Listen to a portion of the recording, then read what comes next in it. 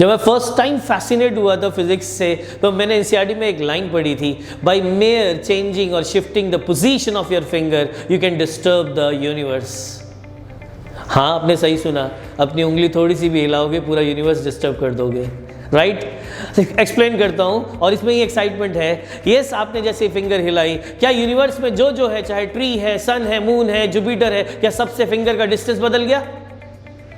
और अगर सबसे डिस्टेंस बदल गया तो उनके बीच में ग्रेविटेशनल फोर्स बदल गया, क्योंकि ग्रेविटेशनल फोर्स क्या होता है? G/m/r²। आर बदल गया तो ग्रेविटेशनल फोर्स बदल गया। क्या आपने पूरे यूनिवर्स को डिस्टर्ब कर दिया? हाँ। और अगर आप और डीप छलांग मारना चाहते हैं तो ध्यान से सुनिए, पहले भी क्या हो रहा था, हर एक ऑब्जेक्ट को उंगली ग्रेविटेशनल फोर्स से खींच रही थी, तो हर एक ऑब्जेक्ट भी उंगली को उतने ही ग्रेविटेशनल फोर्स से अपनी और खींच रहा था, क्योंकि every action has equal and opposite reaction. Gravitational force भी न्यूटन के थर्ड लॉ को फॉलो करता है। इसका मतलब पूरे यूनिवर्स में नेट फोर्स कितना था? 0। क्यों? क्योंकि अगर उंगली किसी को 5 न्यूटन से खींच रही है तो वो ऑब्जेक्ट भी उंगली को 5 न्यूटन से खींच रहा है। पूरे यूनिवर्स में इसका क्या इंपैक्ट हुआ? पूरे सिस्टम में इसका टोटल 0 इंपैक्ट हुआ। 5 कैंसिल कर गए, हाँ या ना?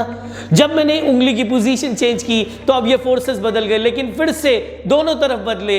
मतलब अगर अब उंगली और पेड़ के बीच में डिस्टेंस बदलने पर पेड़ को आप 6 न्यूटन से खींच रहे हो, तो अब पेड़ उंगली को 6 से खींच रहा है। यस, डिस्टर्बेंस आ गई, फोर्सेस चेंज हो गए, लेकिन फिर से इक्वल एंड अपोजिट होने के कारण नेट फोर्स पूरे यूनिवर्स पे आज भी 0 रहा। यस, उंगली के हिलाने से डिस्टर्बेंस हुआ, फोर्सेस बदल गए, लेकिन net force on the universe पहले भी 0 था, अब भी 0 था।